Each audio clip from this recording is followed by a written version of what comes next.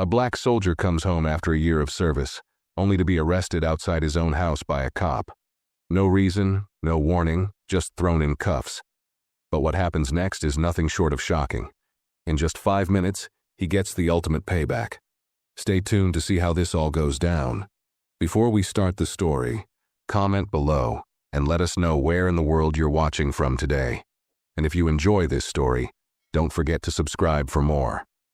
It was a quiet afternoon when Sergeant Mark Johnson returned to his neighborhood after a long and grueling deployment overseas. He had spent a year serving his country, away from his family, his friends, and the life he had once known. The thought of finally being home was all he could think about as he drove down the familiar street. The trees lining the road seemed to welcome him back, and the house he had left behind, now standing tall in front of him, filled him with relief. Mark had been through so much, and finally being able to step foot on his own porch felt like a victory. He parked his car, grabbed his bag, and headed toward his front door, eager to see his wife and children again. But as he walked toward his house, something felt off. A patrol car was parked across the street, and there was a police officer standing by the curb. Mark didn't think much of it at first. Maybe the officer was just on patrol. But when he got closer, the officer turned his attention toward him. Mark didn't recognize the cop, but he had no reason to be concerned. He was just a soldier coming home after serving his country. But as he reached the steps to his porch, the officer began walking toward him, his gaze fixed on Mark with an intensity that made the air feel heavier. "Hey, you. What are you doing here?" the officer called out, his tone sharp and commanding. Mark stopped in his tracks, taken aback by the sudden confrontation. "I live here," Mark replied, trying to stay calm. "I just got back from my deployment. I'm heading inside to see my family." The officer didn't seem to care about Mark's explanation. Instead, his eyes narrowed and he took a step closer. "I need to see some ID," he demanded. Mark felt a wave of confusion. He had just returned from war, and now he was being stopped outside his own home. "Sir, I don't have time for this," Mark said, his voice steady but tinged with frustration. "I'm just trying to get inside." But the officer wasn't backing down. He raised his voice, demanding again, "Show me your ID, now!" Mark, still trying to process what was happening, reached into his pocket to retrieve his identification. But before he could pull it out, the officer moved closer, his hand resting on his holster. Mark froze. Something didn't feel right. Why was this officer so aggressive? Why was he being treated like a criminal when he had just returned from serving in a foreign land? Mark's heart began to race. The officer didn't let up. "I said, step away from the door," he barked. It was then that Mark realized he wasn't going to be allowed to simply go inside. The officer had made up his mind. There was something more to this than just a routine stop. And Mark knew, deep down, that something wasn't right. Something was off about this whole situation. Mark took a deep breath, trying to remain calm despite the growing tension. He looked at the officer, who was now standing right in front of him, a look of authority in his eyes. Mark could feel the weight of the situation pressing down on him. This wasn't just a misunderstanding anymore. The officer's posture was too aggressive, his tone too harsh. Mark was no stranger to dealing with authority. But this felt different, personal even. "Listen," Mark said, trying to defuse the situation. "I'm not here to cause any trouble. I've been overseas for a year. I just want to go inside and see my family. I've earned that right." His voice was firm but respectful, hoping to make the officer realize that he wasn't some random stranger causing a disturbance. But instead of easing up, the officer's grip on his radio tightened. "You don't get to tell me what you've earned," the officer shot back. His words were sharp, almost dismissive. Mark's heart skipped a beat. There was something about the officer's tone, the way he spoke, that made Mark's skin crawl. He'd heard about people being treated unfairly by the police, but he never thought it would happen to him, especially not after everything he had done for the country. He'd served his country with pride, putting his life on the line for people he didn't even know. "Now I need you to step away from the house," the officer ordered, reaching for his handcuffs. Mark's stomach twisted in disbelief. His mind raced. What had he done wrong? This didn't make sense. All he wanted was to go inside, hug his kids, and sleep in his own bed for the first time in months. But the officer wasn't listening to reason. Mark could see the cop's hand hovering over the cuffs, and it hit him like a punch in the gut. This wasn't just a routine stop. This was something more. He was being targeted. Mark's pulse quickened, his mind racing to figure out how to handle the situation. He knew that if he didn't act quickly, things could spiral out of control. He was alone in this moment, facing an officer who seemed determined to make him pay for something he couldn't understand. Mark held up his hands slowly, trying to signal he wasn't going to escalate things further. "I'm not going anywhere," he said firmly. "I've done nothing wrong. I'm staying here." The officer's eyes flashed with anger. "You want to stay here? Fine, but I'm taking you in," he spat.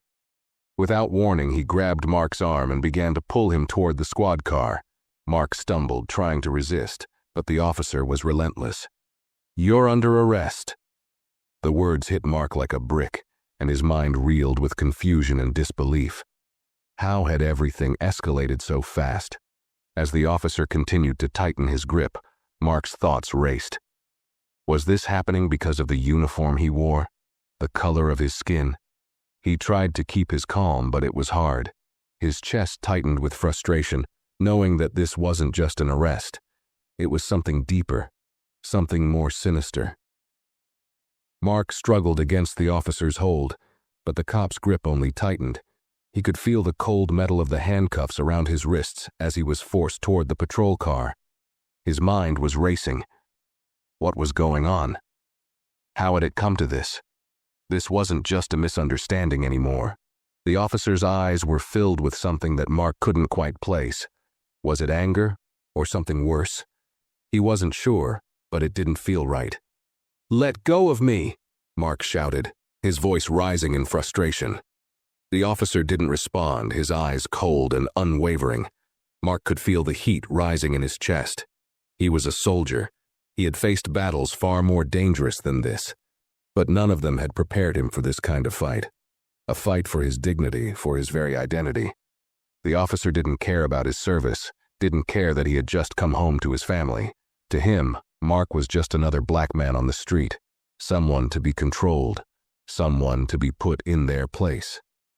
As they neared the squad car, Mark knew that things were getting worse by the second. The officer hadn't even bothered to explain why he was being arrested, or if he even had a legitimate reason to detain him. All he knew was that this man, this officer, had already decided Mark was guilty of something. But guilty of what? Being a black man in uniform? Coming home from war? The thought gnawed at Mark as he struggled to stay calm, to keep his head in the game. "Stop resisting," the officer barked, pulling Mark's arm harshly behind his back. Mark's vision blurred with anger, but he knew better than to let it control him. He had learned discipline and control in the military. He couldn't afford to lose that now. He needed to think, to act with clarity. He had to figure out how to get out of this situation without it escalating further. With a deep breath, Mark spoke slowly but with force. "You're making a huge mistake. I've done nothing wrong. If you don't release me right now, you're going to regret it." The officer paused for a moment, and for a split second, Mark saw something flicker in the cop's eyes. Maybe doubt, maybe realization, but it was gone just as quickly as it came. The officer shoved him forward with more force, his voice cold and commanding. "Shut up. I said you're under arrest. Don't make it worse." Mark's heart sank. There was no reasoning with this man. No matter what he said, no matter how calmly he explained the situation, the officer wasn't listening. This wasn't about justice. It was about power, control, and Mark being at the wrong place at the wrong time. But something inside Mark refused to back down. He wasn't going to let this man, this stranger, define who he was.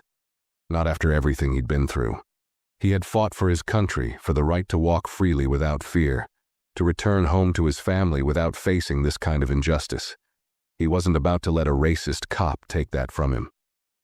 With a steady breath, Mark finally spoke again, his voice quiet but determined. "You're making a mistake, but I'll handle it. You'll see." The officer sneered at him as if Mark was just some fool talking big. But Mark knew one thing. This wasn't over. Not by a long shot. As the officer began to push Mark into the back seat of the squad car, a knot tightened in his stomach. The door slammed shut behind him, and the cold, sterile interior of the vehicle felt like a prison. Mark sat there, his mind racing. Every fiber of his being wanted to explode with anger, but he knew he couldn't let that happen. He needed to keep his cool. He was a soldier. He had been trained to handle pressure, to think strategically, no matter the situation. Through the tinted windows of the car, Mark could see the officer standing by the curb, watching him closely. It was as though he expected Mark to make a move, any move, that would give him an excuse to escalate things further. Mark didn't give him that satisfaction. Instead, he focused on his breathing, trying to clear his mind. He thought about his family, his wife, his kids, the warm, welcoming home he had longed to return to. They were waiting for him, and now, here he was, trapped in the back of a police car, with no clear reason for why he was being detained. He had served his country with honor, yet somehow none of that seemed to matter. None of it mattered to this officer who had decided, for reasons Mark couldn't understand, that he didn't belong here. Mark's eyes flickered to the rearview mirror, and something caught his attention. The officer standing next to the squad car was speaking into his radio. It was clear that he was calling for backup. Mark knew that if he stayed here too long, things could get much worse. This wasn't just about an arrest anymore. It was about power, control, and the officer's desire to make an example out of him. But then, something shifted in Mark. He remembered something he had learned long ago during his training. A soldier never fights with emotion. He fights with intelligence, and right now, he needed to think. He needed to stay one step ahead. He couldn't afford to let this situation spiral out of control. Mark took a deep breath and reached for his phone, which he had managed to keep in his pocket when the officer first approached him. He wasn't sure if it would make a difference, but he knew it was worth a shot. With his hands still cuffed behind his back, he used his thumb to unlock the phone and dialed his attorney's number. He had been through enough military operations to understand the importance of having a plan. And in this moment, his plan was simple. Make the call, and make sure someone knew what was happening. As the phone rang, Mark's mind replayed the officer's actions, his harsh words, the way he had dismissed Mark's service, the way he had treated him like a criminal for no reason. It wasn't right. But if there was one thing Mark had learned in the military, it was that sometimes you had to fight on your terms, not your enemies. The phone rang several more times before the voice on the other end finally picked up. "This is Tom Carter. How can I help you?" the voice asked, calm but professional. "Tom," Mark said, his voice steady but tinged with urgency, "I need you to listen carefully. I'm being arrested by a cop outside my house. No explanation, no reason. I've just come back from a deployment and this guy is treating me like I'm a criminal. I need you to get here fast. This is bad." The lawyer's voice was calm, but Mark could hear the concern. "All right, Mark. Stay where you are. I'll make some calls. Don't do anything that could escalate the situation. Just hang tight, okay? Help is on the way." Mark hung up the phone and took another deep breath. He had done all he could for now. He had a plan in place, and now he just had to wait. But waiting was the hardest part. Mark wasn't a man who liked to be passive. He wasn't a man who liked to sit by while someone else took control of his life. But in this moment, he knew the best course of action was to remain composed. As the officer continued to stand by his patrol car, Mark's thoughts turned to what might happen next. Would the officer listen to reason when his lawyer showed up? Or would he dig in deeper, refusing to back down? Mark didn't know. But one thing was certain. He wasn't going to let this man get away with it. Minutes passed, but to Mark, they felt like hours. Every second in that cramped back seat added to the mounting frustration, and he could feel the tension in his muscles as he shifted uncomfortably. He tried to focus on the small details around him, the faint sound of cars passing by, the distant hum of the city, the steady tapping of his foot against the car's floor, but it did little to ease the storm brewing inside him. His mind kept returning to the same question. Why? Why had this officer decided to target him? Was it because of his uniform, his skin color?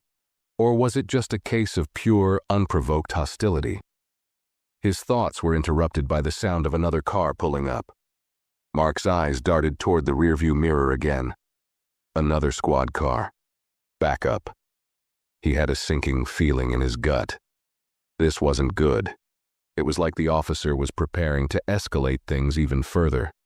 The door to the squad car creaked open, and Mark saw two more officers approach, their faces set in grim expressions. One of the officers, a tall man with a buzz cut, glanced at Mark, then at the original officer who had arrested him. Without saying a word, he nodded as though acknowledging something unsaid. The officer who had detained Mark started talking quickly, explaining the situation. Although Mark could tell from his tone that he wasn't exactly being honest about the details. The new officers stood silently, watching the scene unfold. Mark tried to get a read on them, but their faces were unreadable. He could hear snippets of their conversation, but nothing made sense. It was as though they were treating him like some kind of threat without knowing anything about him. Mark, still cuffed and stuck in the back seat of the patrol car, fought the urge to scream. His phone buzzed in his pocket. His lawyer, Tom Carter, had texted him, "Hang in there, I'm on my way." It was the only thing that gave him a sliver of hope, a reminder that he wasn't completely alone in this. But it wasn't going to be easy. He could feel it in the air. Things were about to get a lot more intense. The officer who had arrested him stepped up to the squad car, his face hard, almost defiant. "You're lucky you're not facing more charges," he said coldly, looking through the bars of the window at Mark. "I could have made this worse, but I'm giving you a chance to settle down." Mark's jaw tightened. "You've already made it worse. I haven't done anything wrong." His voice was steady, but underneath it, there was an unmistakable edge. He could feel the officer's eyes on him, sizing him up, trying to figure out what to do next. Mark knew he had to stay calm, but it was getting harder to keep his emotions in check. The officer didn't respond right away, but he didn't have to. The tension between them was thick enough to cut with a knife. Mark wasn't backing down. He wasn't going to let this officer walk away from this without facing some kind of consequence. The thought of being wrongfully arrested, treated like a criminal when all he had done was return home to his family, gnawed at him. But he also knew something else. His lawyer was on the way. He had made the call, and now, the legal support he needed was coming to make sure this injustice didn't go unnoticed. If the officer was hoping to get away with this, he was about to find out just how wrong he was. Mark leaned back in the seat, trying to stay composed. The officer was still standing there, glaring at him through the bars. Mark could feel the weight of his gaze, but he refused to let it rattle him. He had been through worse. This officer might have all the power right now, but it wouldn't last. There were consequences for actions like this, and Mark was ready to make sure that the officer would face them. The officer stood there for a few more moments, staring at Mark as if he were waiting for him to back down or say something that would give him an excuse to escalate the situation even further. But Mark didn't flinch. His body was tense, his muscles sore from the restraints, but his resolve was stronger than ever. He wasn't going to let this man treat him like he was beneath him, like his life didn't matter. Finally, the officer turned to walk back to his car, exchanging a few words with the two backup officers. Mark couldn't hear the conversation, but he could tell from their body language that they weren't exactly agreeing with each other. One officer kept glancing over at Mark, a look of confusion on his face, as though he wasn't entirely sure why they were even detaining him in the first place. The other officer, however, was just following orders, his eyes cold and distant. Mark's stomach tightened. He had been here for what felt like forever, yet no one had bothered to explain why he was being arrested. No one had given him any answers. His thoughts went back to his family. They were waiting for him. His wife, his kids, they had no idea what was going on. They probably thought he was home, safe. He could only imagine the panic they'd feel if they knew what was happening. The sound of another car approaching broke Mark's thoughts. He turned his head to see a sleek black sedan pull up to the curb. His lawyer, Tom Carter. Mark let out a breath he didn't realize he'd been holding. The feeling of relief was immediate, but it wasn't enough to fully erase the knot in his stomach. There was still the matter of the officer, still the threat of things spiraling out of control. But at least now, there was someone who knew what was happening. Tom stepped out of the car and immediately walked toward the officers with purpose. Mark could see the lawyer's confident stride as he moved past the backup officers, who made no effort to stop him. He was a man who had done this before, who knew exactly how to handle situations like this. "Excuse me, officers," Tom said, his voice firm but respectful. He wasn't shouting, wasn't demanding attention. But there was an undeniable authority in his tone. The officers turned toward him, their faces still hard, but there was an uncertainty now that hadn't been there before. They weren't expecting this. They weren't expecting someone who knew the law and wasn't afraid to stand up for what was right. Mark could see Tom show his ID to the officers, then glance over toward him, offering a brief nod of reassurance. It was a small gesture, but it made all the difference. Mark felt the tension in his body ease just a little. "What's going on here, officer?" Tom asked, his voice calm but probing. The officer who had arrested Mark, clearly caught off guard by the presence of a lawyer, paused before answering. "This man is under arrest for resisting arrest," the officer said. But there was a hesitation in his voice. He didn't sound as certain as before. Tom raised an eyebrow, not buying it. Resisting arrest? Really? Because from what I'm hearing, this man was standing on his own property after returning from a year-long deployment when he was accosted without cause. His words were measured, but there was no mistaking the authority behind them. The officer didn't respond immediately, his eyes flicking nervously between Tom and the other officers. The two backup cops exchanged glances, one of them looking like he might want to speak up but was unsure. Mark could feel the shift in the air. The tension was starting to unravel. They weren't expecting this level of scrutiny. "Look," Tom continued, "I don't know what your issue with my client is, but I do know that if this goes any further, you're going to have to explain why an active duty soldier was treated this way on his own property, with no probable cause." His voice was calm but carried the weight of someone who wasn't afraid to stand his ground. The officer who had arrested Mark shifted uncomfortably, his expression faltering. He hadn't been prepared for someone who knew the law, who was ready to call him out on his actions. Mark could sense that the officer was beginning to realize that he might have made a mistake. "I'm going to need to see your supervisor," Tom said, his tone leaving no room for argument. It was a move that caught the officer off guard. Without waiting for an answer, Tom turned and began walking toward the nearest police vehicle, pulling out his phone as he did so. Mark's heart began to beat a little faster. He could feel that something was about to change. The officers stood there, momentarily stunned by Tom's calm and confident handling of the situation. Mark had no doubt that the presence of his lawyer had turned the tables. The cop was no longer the one in control. He was now the one being scrutinized, and the power dynamic had shifted. This wasn't over yet, but for the first time since the arrest began, Mark felt like there was a way out. The officer who had originally detained Mark was visibly rattled now. He stood by his patrol car, fumbling with his radio as if hoping to get some sort of backup or guidance from higher up. The other officers looked uncomfortable, exchanging glances as they waited for their supervisor to arrive. Mark could see it in their faces. They were starting to realize that they might have made a serious mistake. The calm confidence that Tom had brought with him had turned the tables completely, and now it was clear that the officers were on the defensive. Mark stayed in the back seat of the squad car, still handcuffed, but for the first time, he felt a slight sense of relief. The oppressive weight of the situation wasn't completely gone, but it was starting to lift. The arrival of his lawyer had shifted the dynamic. No longer was he just a man being bullied by a racist officer. Now he had someone on his side, someone who understood the law and wasn't afraid to challenge authority. Minutes passed, though they felt like an eternity. The sound of a car approaching broke the silence. It wasn't just any car. It was a marked police vehicle, the supervisor. The officer who had been running things, the one in charge of this whole mess, pulled up and stepped out of his car with an air of authority. He was taller than the others, wearing a stern expression, clearly used to being in charge. Without waiting for the supervisor to approach, Tom immediately began speaking to him, walking over with purpose. "Officer, we have a situation here that needs to be addressed," he said, his tone firm but respectful. The supervisor looked briefly at Mark in the car, then at Tom, but instead of immediately responding, he turned to his officers. The original officer who had arrested Mark stood to the side, not quite making eye contact with his supervisor.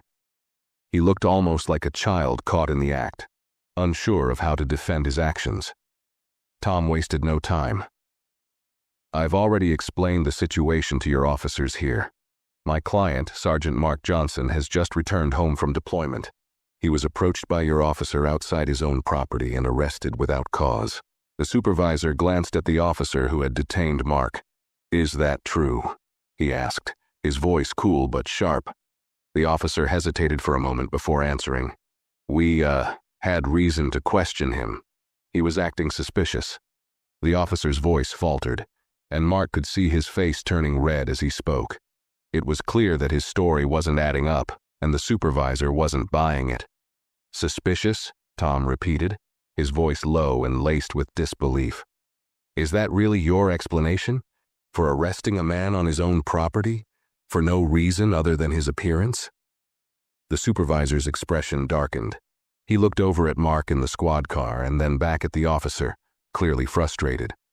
The other officers stood quietly, awaiting the supervisor's decision. "You should have known better," the supervisor finally said, his voice low and filled with disappointment. "If there was no probable cause for arrest, you should have never detained him. I'll have to report this." Mark felt a surge of hope. Finally, someone was taking his side. Finally, someone was seeing the truth in the situation. The supervisor turned toward Tom, his demeanor shifting from annoyance to a more professional tone. "We'll take it from here," the supervisor said, directing the officer to release Mark from the handcuffs. The officer, still visibly uncomfortable, fumbled with the cuffs, undoing them quickly and stepping back. Mark rubbed his wrists, the sting of the metal still fresh, but he didn't care.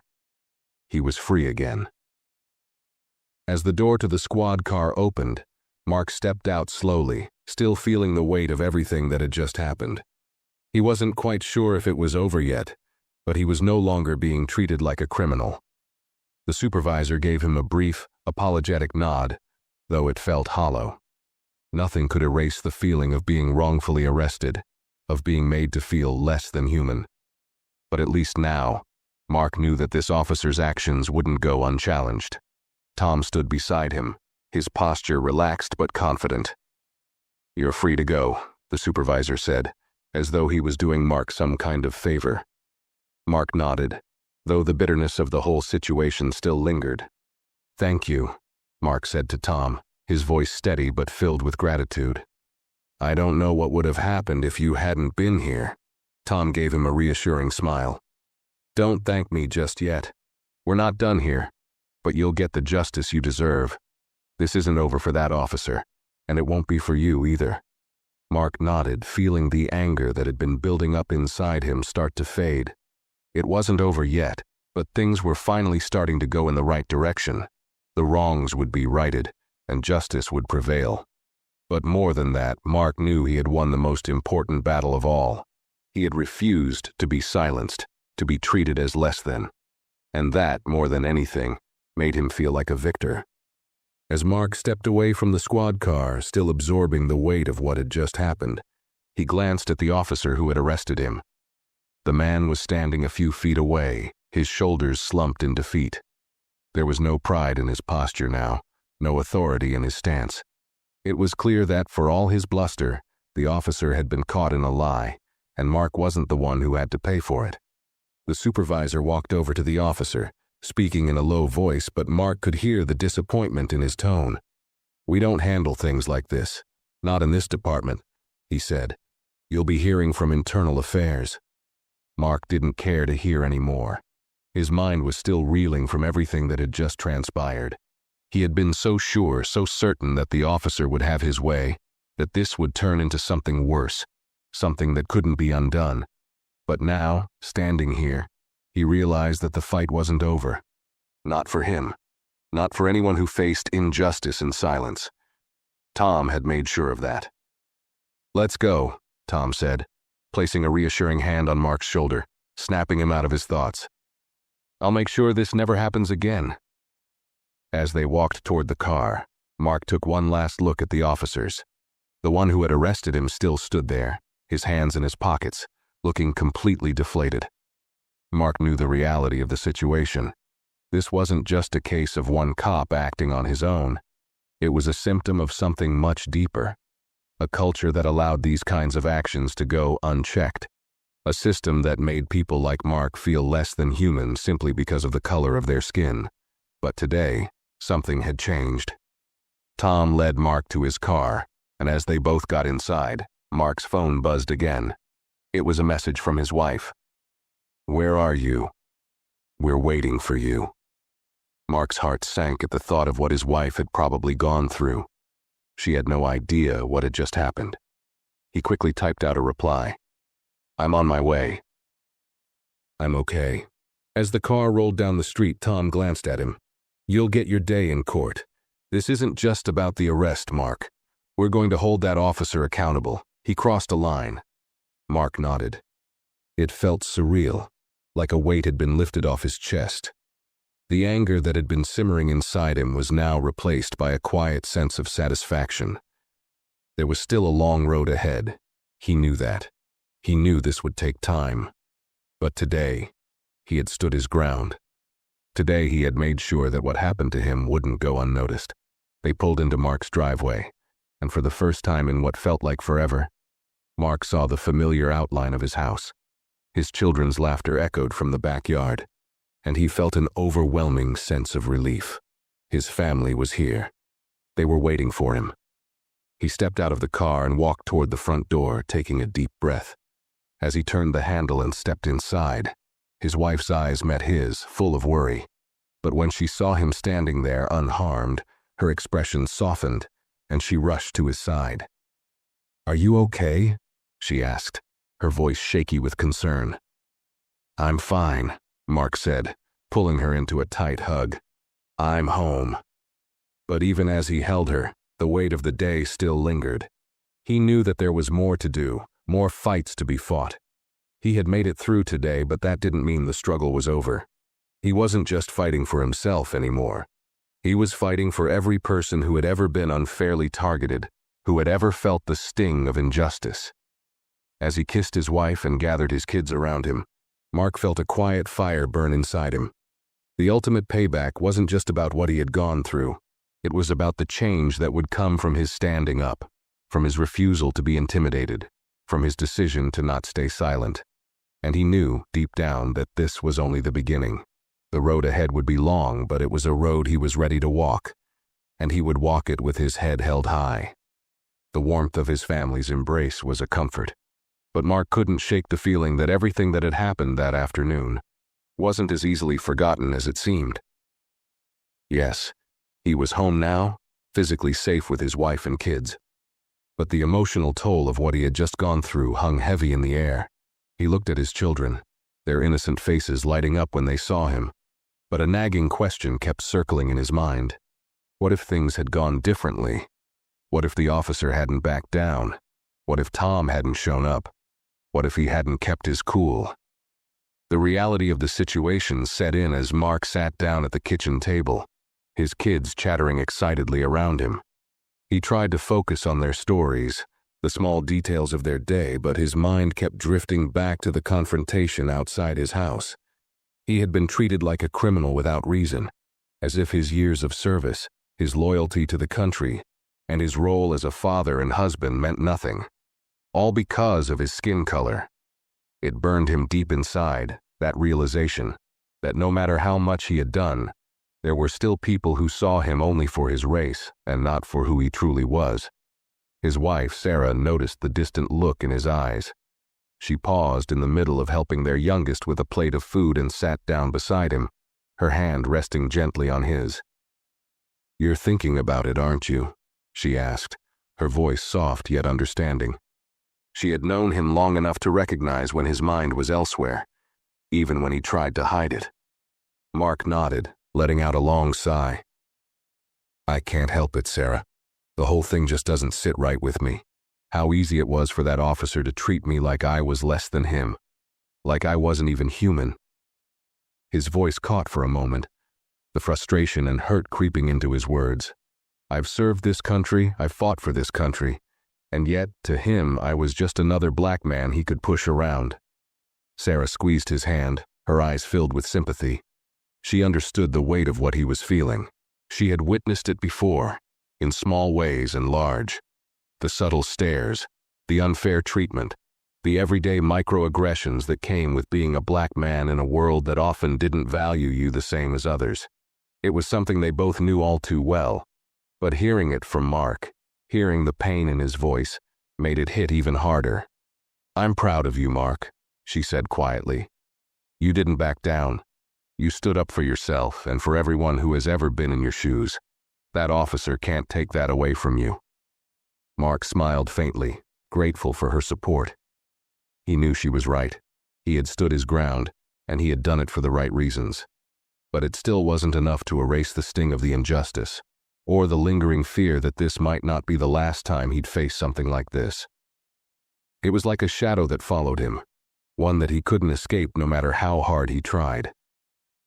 I don't know if I'm ready for this fight, Sarah, Mark admitted, his voice low. It's exhausting. I just want to live my life, to come home to you and the kids, to be at peace. But this thing, it just keeps following me. It's not over. I know it's not over. Sarah leaned in, her forehead resting against his, as if trying to ground him, trying to remind him that they were in this together. You don't have to fight it alone. You've got me. You've got us. And you've got people who are listening now. People who are willing to help you make sure that officer answers for what he did. Mark's heart tightened. He knew she was right.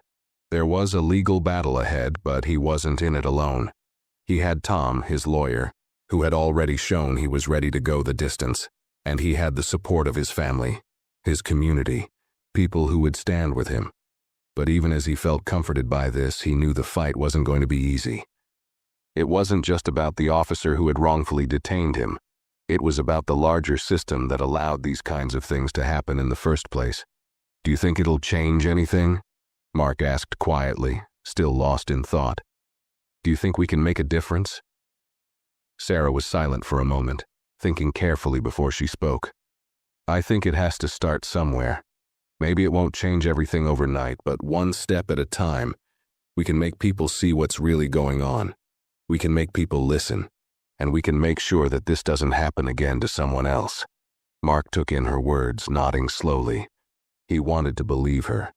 He wanted to believe that his fight would mean something, that it could spark a larger change. But the cynic in him wondered if it was all just a dream.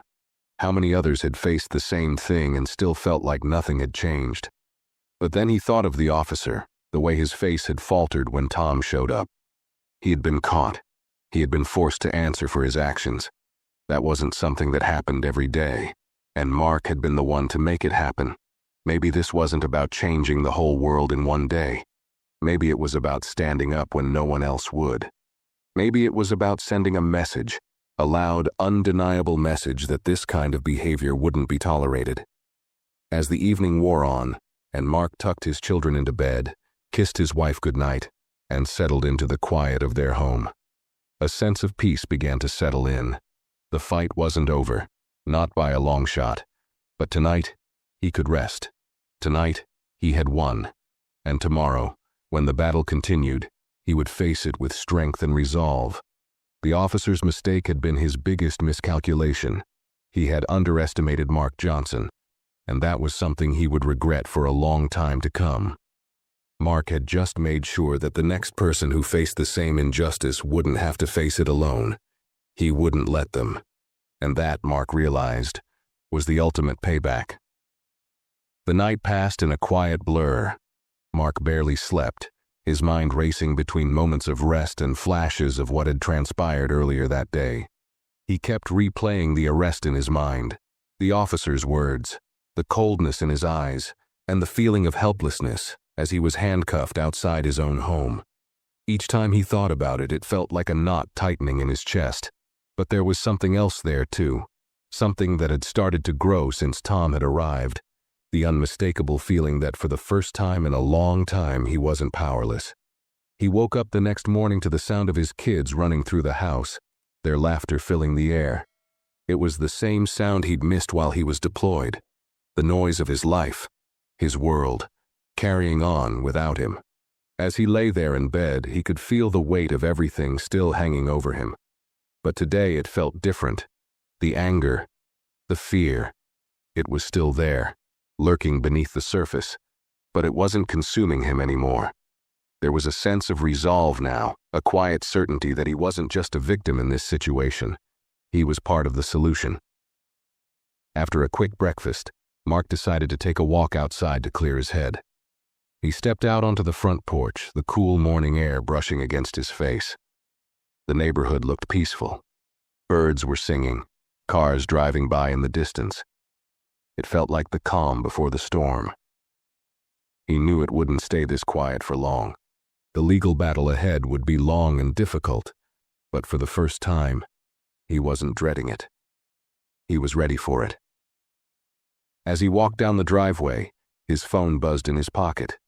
It was a message from Tom. "I've got the ball rolling with internal affairs. I'll keep you posted on any updates. But Mark, this is just the beginning." Mark nodded to himself, reading the message again. He had known it wouldn't end with just one conversation. He had known that Tom would push harder, demand answers, and make sure the officer's actions were accounted for. But as Mark stood there in his front yard, he realized that this wasn't just about the officer anymore. This wasn't just about one bad cop and one bad day. This was about a much larger issue, something that affected every black man, every person of color, who had ever been treated unfairly by the system. This was about a fight that, in many ways, Mark had been a part of his entire life. Only now it felt personal. He thought about the many conversations he'd had with his friends, his fellow soldiers, about race and injustice. It was something they all talked about in hushed tones, something that lingered in the background of every conversation. It was as if everyone knew it was there, but no one knew what to do about it. No one ever talked about the deep underlying fears that came with being a black man in America. The fear of being pulled over, the fear of being falsely accused, the fear of not making it home at the end of the day. He had seen it all too often. His friends, his brothers in arms, all trying to navigate a system that didn't always have their backs. And now it had happened to him. But this time, Mark wasn't going to let it slip away. This time he was going to make sure people understood just how deep the problem ran, how this wasn't just an isolated incident, but a part of a much bigger picture. Mark took another deep breath, the weight of his thoughts grounding him as he stood outside, staring at the street. He wasn't just fighting for himself anymore. He was fighting for his kids, for their future, for the future of every young black man and woman who might one day face the same thing. He knew the fight would be exhausting. He knew there would be days when it seemed like nothing would change. But he also knew this. If no one else stood up, if no one else was willing to speak out, then nothing would ever get better. He heard the sound of his wife's voice calling out from the doorway. "Mark, are you coming inside? The kids are asking when you'll be back." Mark smiled, feeling a flicker of warmth in his chest. The kids were the reason he had to keep going, the reason he had to make sure this fight counted for something. He walked back toward the house, his steps slow but purposeful. "I'll be right there," he called back. "Just needed some air." As he re-entered the house, he was greeted with the usual chaos of family life. His kids bickering over toys, Sarah making breakfast, the hum of normalcy that he had missed so much. For a brief moment, he let himself forget about the world outside, the world that had treated him unfairly, the world that was still broken in so many ways. He let himself be present, let himself be part of this moment, this family, this life he had fought for. But as the day wore on, the reality of what had happened, and what still needed to happen, came crashing back. He knew he couldn't forget, not yet. But at least now, he knew he wasn't alone. He had people in his corner, people who would help him navigate the long road ahead. That afternoon, Mark sat down with Sarah, going over the details of what had happened the day before. They discussed the legal steps Tom was taking, and Mark felt the weight of the situation sink in once again. This wasn't just about making sure one officer paid for his actions. It was about making a statement, about holding the system accountable. It was about proving that this kind of treatment wouldn't be tolerated anymore. "We're going to do this the right way," Mark said, his voice firm, his resolve solid. "I'm not letting this go. We're going to make sure that officers held accountable. And maybe, just maybe, we'll make a difference." Sarah nodded, her hand in his. "We will. I believe in you." Mark gave a small smile. It wasn't much, but it was enough. He wasn't fighting this battle alone anymore. They were in it together, and that made all the difference. The next few days were a blur of legal meetings, phone calls, and quiet moments of reflection. Mark had been caught off guard by how quickly things began to unfold after Tom got involved. Within 24 hours, Mark's case had become more than just a wrongful arrest. It was a catalyst. News of the incident started circulating within their community, and before long, word spread to local news outlets. Tom had done his part in getting the right people involved, and now Mark was more than just a soldier wrongfully detained. He was a symbol of a much larger issue that needed to be addressed. Mark couldn't help but feel a mix of emotions as the calls continued to pour in. There was relief, of course. Tom had already secured a meeting with Internal Affairs, and the officer who had arrested Mark was being investigated for misconduct. But with that relief came something else, something he hadn't fully anticipated. Public attention. People were reaching out to him from all over, offering support, sharing their own stories, expressing anger over what had happened, and asking how they could help. It was overwhelming, to say the least. Mark had never wanted to be a public figure. He wasn't some activist or leader. He was just a man trying to get home to his family. But now, it felt like his personal fight was about to become something much bigger. The pressure started to build as the days passed. Mark hadn't fully prepared himself for the weight of being in the spotlight. When the local news ran a segment on his story, the outpouring of support and the criticism came fast. There were people who praised him for standing up, for not backing down, but there were also voices questioning why he hadn't complied immediately with the officer's orders. The familiar, tired rhetoric echoed through social media comments and talk show debates. It was a reminder of just how far we still had to go. Some people didn't want to understand. They only wanted to see things in black and white, ignoring the context, the history, and the reality of what it meant to be a black man in America. Mark tried to avoid reading the comments. He knew they were only going to fuel the anger that was already simmering inside him. But it wasn't always easy to look away. Some of the messages cut deep. They questioned his motives, his actions, as if his mere presence on that street had been a provocation. The more he thought about it, the more it felt like a never-ending cycle. People questioning his right to exist, to walk freely in his own neighborhood without fear of being judged, of being stopped, of being treated like a suspect. But there were also messages of support. People thanked him for speaking out, for putting a face to the issue of racial injustice that many preferred to ignore. There were parents reaching out to him, sharing stories about how they taught their children to be careful around the police, how they prayed every day that their sons would make it home safe. He wasn't just fighting for himself anymore. He was fighting for them, for everyone who had ever been forced to live with the constant fear that their skin color might be enough to make them a target. One night, after putting the kids to bed, Mark sat down with Sarah, exhausted. They hadn't had much time to talk in the midst of all the chaos, and Mark knew he needed to process everything with her. She had been his rock through all of this, supporting him every step of the way. But Mark could see the toll it was taking on her, too. The long hours, the phone calls, the attention. It was starting to feel like they were both being pulled in too many directions. "I don't know how much more of this I can take," Mark admitted, his voice quiet, as he leaned back on the couch. "It's like I can't escape it. The phone's always ringing, there's always someone wanting to talk, wanting a statement. And half of them don't even care about the real story. They just want the drama, the controversy." Sarah sat down beside him, her eyes filled with concern. "I know it's hard. It's been overwhelming for both of us. But you've already made a difference, Mark. Just by standing up, just by sharing your story, you've already started something. You've given people the courage to speak out, to stand up for themselves too." Mark sighed, rubbing his hand over his face. He wanted to believe her. He wanted to believe that his actions had already had an impact. But some days, it was hard to feel like anything would truly change. The system felt so ingrained, so powerful, that it seemed impossible to break free from it. The officer who had arrested him was still out there, still on the job, and Mark couldn't help but wonder if he was the only one who was going to pay for what had happened. Sarah reached for his hand, squeezing it tightly. "You're not alone in this, Mark. This is bigger than one person. It's bigger than that officer.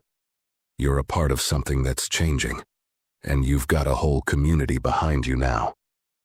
For a moment, Mark just looked at her, letting her words sink in. She was right. There were people behind him, people who had reached out, people who were demanding change. He didn't have to carry this burden alone, and maybe, just maybe, this would be the turning point. Maybe his story would lead to real change. The next day, Tom called with an update. Internal Affairs had begun their investigation into the officer's actions, and they had already spoken to several witnesses who had seen what happened that day. It was becoming clear that the officer had overstepped his bounds, and the evidence was stacking up against him. But it wasn't over yet.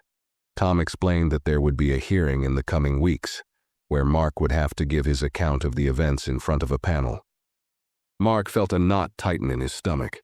He knew this would be the real test. The truth would be laid bare, and there was no going back. But for the first time, he didn't feel like he was walking into that room alone. His lawyer, his family, the community, they were all standing behind him. And that, he realized, was what gave him strength. This fight wasn't just about justice for him. It was about justice for everyone who had ever been wrongly accused, wrongly arrested, or mistreated by those in power. It was about making sure that the next person who found themselves in his shoes wouldn't have to face it alone. Mark took a deep breath, steeling himself for the road ahead.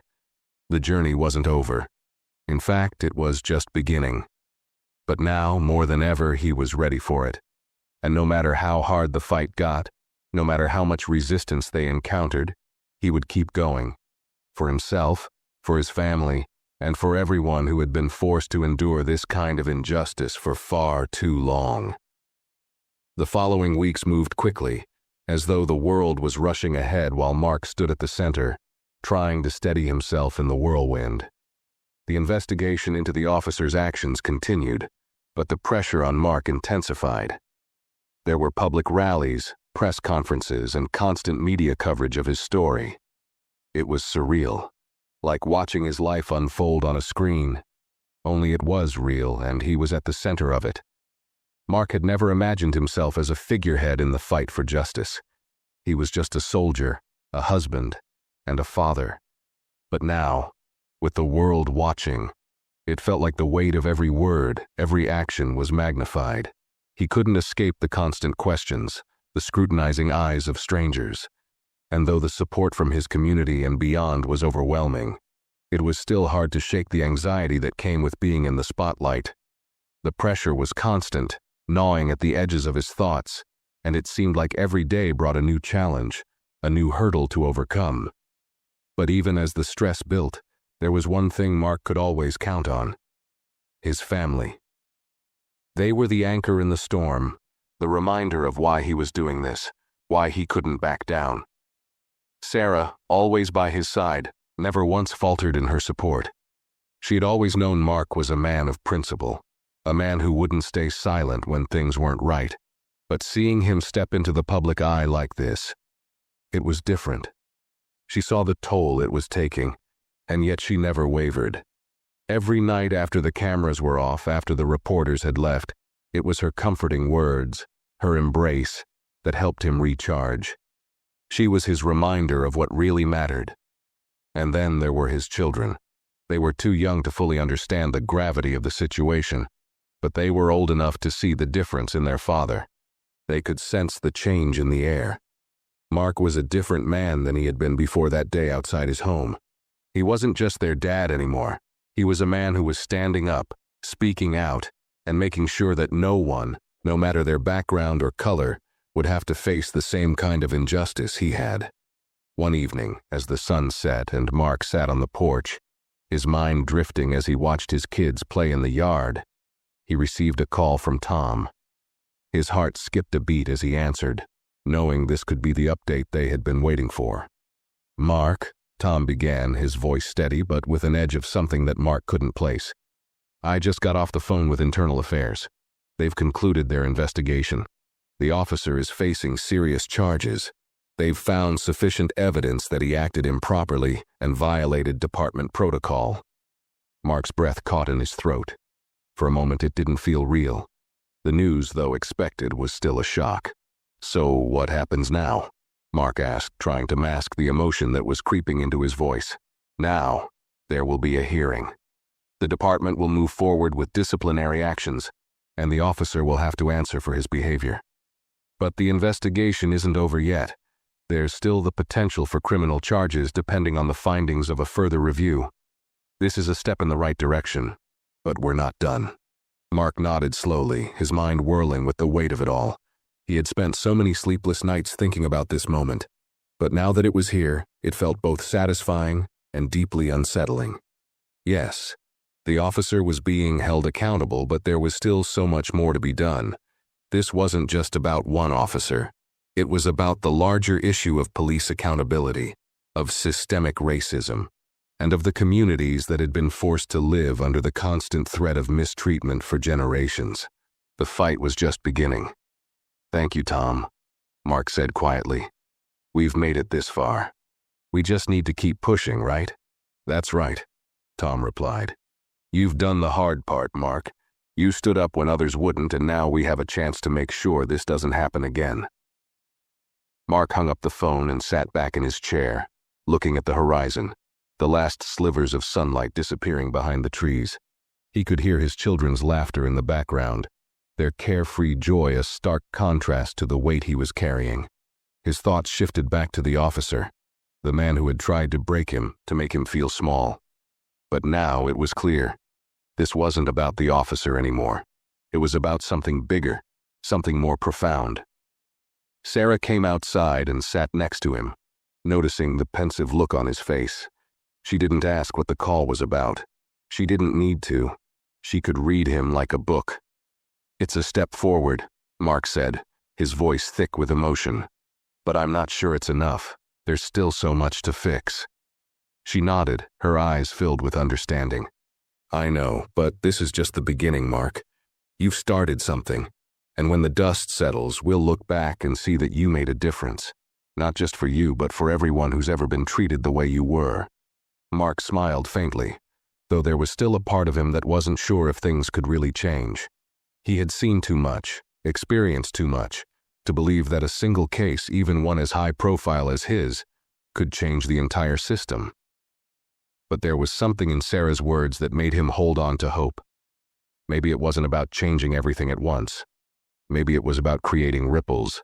Each action, each word, each moment of resistance would send out waves that couldn't be undone. And even if it took years, even if it took decades, maybe the world would one day be different for his children, for the next generation. "Do you think it'll ever be enough?" Mark asked, his voice soft, vulnerable in a way that he hadn't allowed himself to be before. Sarah looked at him, her hand in his, and smiled. "It will be enough when we look back and know we did everything we could. And when our kids grow up and know that their dad fought for a better world, that's enough for me." The silence between them was comfortable, filled with the unspoken understanding that came from years of being together, weathering storms and fighting battles side by side. Mark squeezed her hand, feeling a strength he hadn't known he had. This fight wasn't over, but now, more than ever, he felt like he was on the right path. As the evening light faded into twilight, Mark looked out at his children playing in the yard, laughing, unaware of the weight their father was carrying. He was determined to keep that laughter alive, to protect their innocence and to make sure that the world they grew up in was just a little bit safer, a little bit fairer than the one he had inherited. It wouldn't be easy. But Mark was ready for whatever came next. The weeks following the hearing felt like a lifetime to Mark. Every day seemed to bring new developments, new twists in a story that was far from over. The media coverage didn't stop. News outlets, both local and national, continued to follow his case. His name was now known to more people than he ever could have imagined. But it was a double-edged sword. While the outpouring of support was overwhelming, so was the criticism. Some people who still refused to see the systemic nature of the problem twisted his story to fit their own narratives. But Mark had grown numb to it. He couldn't let the noise distract him. He had to stay focused on the bigger picture. Internally, though, things were shifting. The fear he had felt in the days following his wrongful arrest, when he wasn't sure how far this fight would go or whether it was worth the personal toll, began to fade. It was replaced by something stronger, a deep sense of purpose.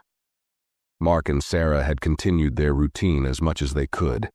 He made time for his kids, for their school activities, for the moments of normalcy they still had, even as everything else seemed to be in a constant state of flux. The courtroom battles loomed, but they didn't take away from the small joys of life.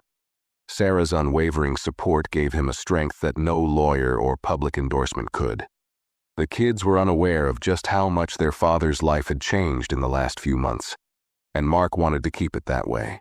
He wanted them to stay innocent for as long as they could, to believe in the world the way children do, without the weight of history, of oppression, bearing down on their shoulders.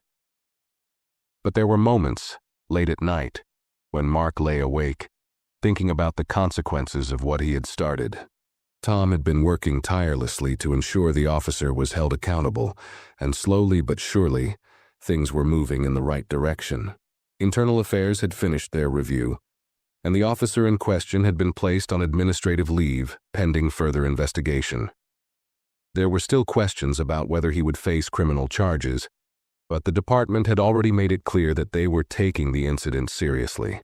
However, even as justice began to take shape, Mark knew that this wasn't just about one officer or one case.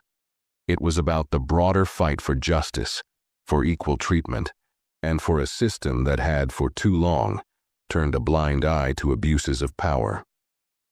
One evening, as Mark sat down with Sarah in their living room, a weight settled between them, something unspoken, but both of them feeling it. They had been through so much in the past few months, and while progress had been made, they both knew that change was slow, especially when it came to systems that had been entrenched for generations. Mark didn't have to say it out loud for Sarah to understand. He wasn't just fighting for justice in his case.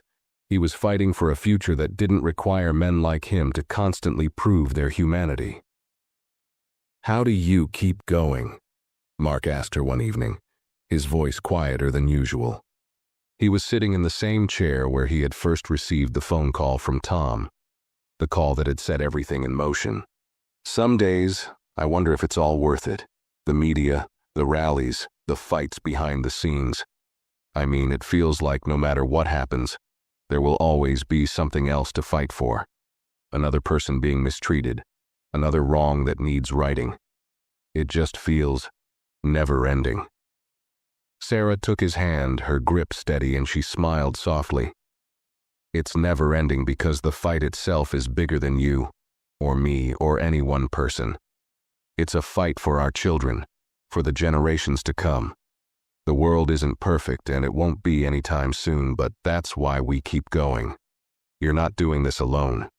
You've already made a difference, Mark. And even when you feel like you can't do any more, just remember, those ripples you started, they're out there, they're spreading, and they'll keep spreading." Mark looked at her, his chest tight with emotion. "I don't know if I'm strong enough for this," he said, his voice breaking slightly. "There are days when I feel like it's too much. Too many people looking at me, too many eyes watching every move I make, every word I say. I'm just tired, Sarah." She nodded, her eyes soft but firm, knowing the burden he carried. You don't have to be perfect. You just have to keep going. You've already shown everyone what it means to stand up, to speak out, and that's something no one can take away from you." Mark closed his eyes, letting the weight of her words settle over him. He knew she was right. This fight was bigger than him. It was bigger than the arrest, bigger than the officer who had wrongfully detained him. This was about changing a system that had been built to oppress and marginalize. It was about sending a message to his children, that they could grow up in a world where justice wasn't just a concept, but a reality. It wasn't easy, but the hardest battles were always the most important. The weeks passed, and Mark found himself returning to his normal life in small, meaningful ways. He went back to the gym, spent time with his family, and even started to take on speaking engagements, talking to local schools, community groups, and even law enforcement officers about his experience. His story had become a powerful tool for change, a tool he was using to make sure no one else had to go through what he had endured. Slowly but surely, the momentum began to build, not just for his case, but for a movement that was bigger than any one person.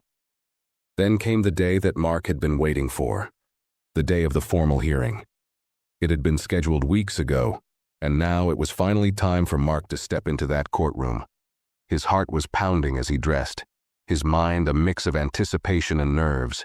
He knew this was the culmination of everything he had fought for. The officer would face accountability, and Mark's testimony would be a testament to the truth. He walked into the courtroom with Tom by his side, the weight of the moment settling on his shoulders. He could see the officer across the room, standing with his lawyer, his expression unreadable. Mark had no fear anymore, not for himself, not for what was about to happen. This was his moment, his chance to make sure his story was heard, and to make sure justice was served. As he took the stand, Mark looked out at the room, at the faces of the people who had gathered to hear him speak. Some were there for the right reasons, others just curious spectators. But Mark didn't care about that. He didn't care about the people who wanted to judge him. All that mattered was this moment. When he spoke, it wasn't just his voice. It was the voice of everyone who had ever been wronged by the system. It was the voice of his children, his community, and all the people who were counting on him to make sure their stories, too, would be heard. "I'm here today," Mark began, his voice steady. "Not because I want revenge, but because I want change. I want a world where my children don't have to fear the very people who are supposed to protect them. I want a world where my skin doesn't dictate how I'm treated.